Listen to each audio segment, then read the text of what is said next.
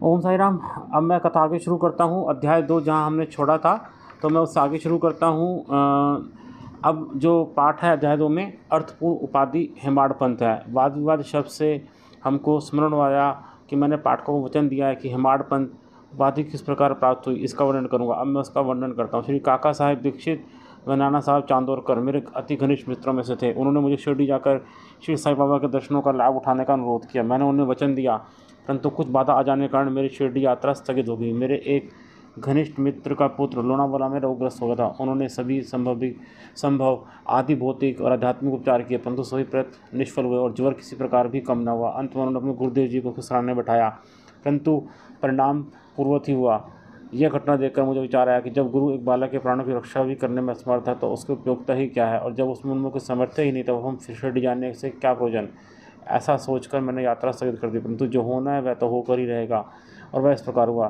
प्रांताधिकारी नाना साहब चांदोरकर बसोई के दौरे पर जा रहे थे। वे ठाणे से दादर पहुंचे और बसोई जाने वाली गाड़ी की प्रतीक्षा कर रहे थे। उसी समय बांद्रा लोकल पहुंचे, जिसमें बैठकर वे बांद्रा पहुंचे और शिरडी यात्रा स्थगित करने के लिए मुझे आड़ो हाथों लिया।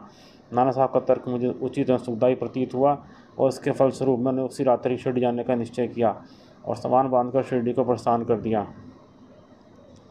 मैंने सीधे दादा जाकर वहाँ से मनमाड़ की गाड़ी पकड़ने का कार्यक्रम बनाया। इस निश्चय के अनुसार मैंने दादा जाने वाली गाड़ी के डिब्बे में प्रवेश किया। गाड़ी छूटने ही वाली थी कि इतने में यवन मेरे डिब्बे में आया और मेरा सामान देखकर मुझसे मेरा गंतव्य स्थान पूछने लगा। मैंने अपना कार्यक्रम उसे बतला दिया। उसने मुझसे कहा कि मनमाड़ की गाड़ी दादर पर खड़ी नहीं होती, इसलिए सीधे बोरी बंदर से होकर जाओ। यदि एक यह साधारण सी घटना घटित ना हुई होती तो अपने कार्यक्रम के अनुसार दूसरे दिन शिरडी न पहुँचने के कारण अनेक प्रकार की शंका कुशंकाओं से घिर जाता, परंतु ऐसा घटना न था। भाग्य ने साथ दिया और दूसरे दिन 9-10 बजे के पूर्व ही मैं शिरडी पहुंच गया। यह सन 1910 की बात है, जब प्रवासी भक्तों को ठहरने के लिए साठेवाड़ा ही एकमात्र स्थान था। टांगे से उतरने पर मैं साईं बाबा के दर्शन के लिए बड़ा लालायित हुआ था। उसी समय भक्त प्रवर श्री तात्या साहब नूरकर मस्जिद से लौटे ही थे। उन्होंने बताया कि इस समय श्री साईं बाबा मस्जिद के मोड़ पर ही अभी केवल उनका प्रारंभिक दर्शन ही कर लो, फिर स्नान आदि निवृत्त होने के पश्चात सीधा से भेंट करने जाना। यह सुनकर मैं दौड़ कर गया, बाबा की चरण वंदना की। मेरी प्रसन्नता का पारावार न रहा। मुझे क्या नहीं मिल गया था। मेरा शरीर उल्लासित सा हो गया। शुद्ध और तृष्णा की स्तुति जाती रही। जिस क्षण से उनके भव विनाशक चरणों का स्पर्श प्राप्त हुआ, मेरे जीवन में एक नूतन आनंद प्रवाह बहने लगा। मैं उनके सदैव के लिए ऋणी हो गया। उनका यह उपकार मैं कभी न भूल सकूँगा। मैं सदा उनका स्मरण कर उन्हें मानसिक प्रणाम किया करता हूँ। जैसा कि मेरे अनुभव में आया कि साईं के दर्शन में ही यह विशेषता है कि विचार परिवर्तन तथा पिछले कर्मों का प्रभाव शीघ्र मन पड़ने लगता है, अथवा शनैः शनैः अनासक्ति और संसारी भोगों से वैराग्य बढ़ता जाता है। केवल गत जन्मों के अनेक शुभ संस्कार होने पर ही ऐसा दर्शन प्राप्त होना सुलभ हो सकता है। पाठकों में आपसे शपथ पूर्वक कहता हूँ कि यदि आप श्री साईं बाबा को एक दृष्टि भर कर देख लेंगे तो आपको संपूर्ण विश्व ही साईं में दिखने लगेगा। गर्मागर्म बहस। शिरडी पहुंचने के प्रथम दिन ही बाला साहेब और मेरे बीच गुरु की आवश्यकता पर वाद विवाद छिड़ गया। मेरा मत था कि स्वतंत्रता त्याग कर पराधीन क्यों होना, तथा जब कर्म करना ही पड़ता है तो गुरु की आवश्यकता ही कहाँ रही। प्रत्येक को पूर्ण पतन कर स्वयं ही आगे बढ़ना चाहिए। गुरु शिष्य के लिए करता ही क्या है, वह तो सुख से निद्रा का आनंद लेता है। इस प्रकार मैंने स्वतंत्रता का पक्ष लिया। बाला साहब ने प्रारब्ध का। उन्होंने कहा जो विधि लिखित है वह घटित होकर रहेगा। उसमें उच्च कोटि के महापुरुष भी असफल हो गए हैं। कहावत है, मेरे मन कछु और है विधाता के कछु और। फिर परामर्शक शब्दों बोले, भाई साहब यह निर्विधता छोड़ दो, यह अहंकार तुम्हारी कुछ भी सहायता ना कर सकेगा। इस प्रकार दोनों पक्षों के खंडमंड में लगभग 1 घंटा व्यतीत हो गया और सदैव की भांति कोई निष्कर्ष ना निकल सका। इसलिए तंग और विष होकर विवाह स्थगित करना पड़ा। इसका परिणाम यह हुआ कि मेरी मानसिक शांति भंग हो गई और मुझे अनुभव हुआ कि जब तक घोर दैहिक बुद्धि और अहंकार ना हो तब तक विवाद संभव नहीं। वस्तुतः अहंकार ही विवाद की जड़ है। जब अन्य लोगों के साथ मैं मस्जिद गया तब बाबा ने काका साहब को संबोधित कर प्रश्न किया कि साठेवाड़ा में क्या चल रहा था, किस विषय में बात था। फिर मेरे दृष्टिपात कर बोले, इन हेमाड़ पंथ ने क्या कहा। ये शब्द सुनकर मुझे अत्यधिक अचंभा हुआ। साठेवाड़ा और मस्जिद के बीच पर्याप्त अंतर था। सर्वज्ञ या अंतर्यामी हुए बिना बाबा को विवाद का ज्ञान कैसे हो सकता था। मैं सोचने लगा कि बाबा हेमाड़ पंथ के नाम से मुझे क्यों संबोधित किया।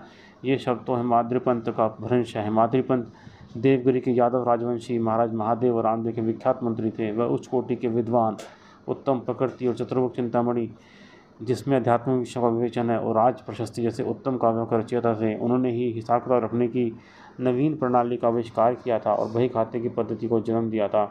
और कहा मैं इसके विपरीत अज्ञानी मूर्ख और मंदमती हूँ।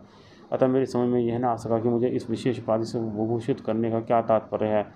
गहन विचार करने पर मैं इस निष्कर्ष पर पहुंचा कि कहीं मेरे अहंकार को चोट करने के लिए ही तो बाबा ने इस अस्त्र का प्रयोग नहीं किया, ताकि मैं भविष्य में सदैव के लिए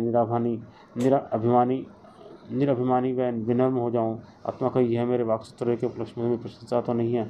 भविष्य पर दृष्टिपात करने पर प्रतीत होता कि बाबा के द्वारा हेमाड़ पंथ की उपाधि से विभूषित करना कितना अर्थपूर्ण और भविष्य गोचर था।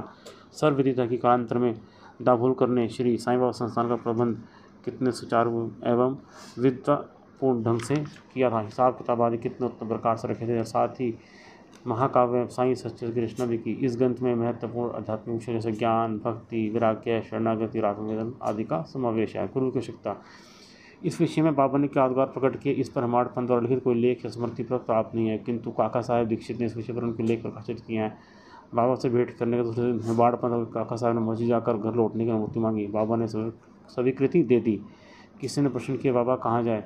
उत्तर मिला, ऊपर जाओ। प्रश्न, मार्ग कैसा? अनेक पंथ है, यहाँ से भी एक मार्ग है, परंतु यह मार्ग दुर्गम है तथा सिंह और भीड़े मिलते हैं। काका साहेब, यदि पथ प्रदर्शकों के साथ हो तो बाबा तब कोई कष्ट न होगा। पथ प्रदर्शक तुम्हें तुम्हारी सिंह, भेड़ी और खंदकों से रक्षा करते हुए निर्दिष्ट स्थान पर पहुँचा देगा, परंतु उसके भाव में जंगल मार्ग भूलने या गड्ढे में गिरने की संभावना है। दाभोलकर भी अप्रयुक्त प्रसंग के अवसर पर वहाँ उपस्थित थे। उन्होंने सोचा कि बाबा जो कह रहे हैं गुरु की आवश्यकता क्यों है। इस प्रश्न का उत्तर है साईं लीला भाग 1 संख्या 5 व पृष्ठ 47 के अनुसार। उन्होंने सदा के लिए मन में गांठ बांध दी कि अब के कभी इस विषय पर विवाद नहीं करेंगे कि स्वतंत्र या परतंत्र व्यक्ति आध्यात्मिक विषयों के लिए कैसा सिद्ध होता, परंतु इसके विपरीत यथार्थ में प्रमाणत लाभ केवल गुरु के उपदेश पालन में ही निहित है। इन उपदेशों का वर्णन मूल काव्य ग्रंथ के इसी अध्याय में किया गया है। इसमें लिखा है कि रामकृष्ण मानवतारी होते भी आत्मानुभूति के लिए श्री राम को अपने गुरु वशिष्ठ और श्री कृष्ण को अपने गुरु सांदीपनी की शरण में जाना पड़ा था। इस मार्गोन्नति प्राप्त करने के लिए श्रद्धा और धैर्य ही ये 2 गुण सहायक हैं। तो ये दूसरा अध्याय खत्म होता है। इस तरह से हम और इसके बाद तीसरा अध्याय मैं आपको अगले दिन सुनाऊंगा। इस तरह हम रामचरितमानस बना रहे हैं और भागवत बना रहे हैं और रामायण पाठ को भी कर रहे हैं, महाभारत भी सुना रहे हैं। तो आप हमारे यूट्यूब चैनल को लाइक कीजिए, सब्सक्राइब कीजिए और शेयर करना ना भूलिए। धन्यवाद।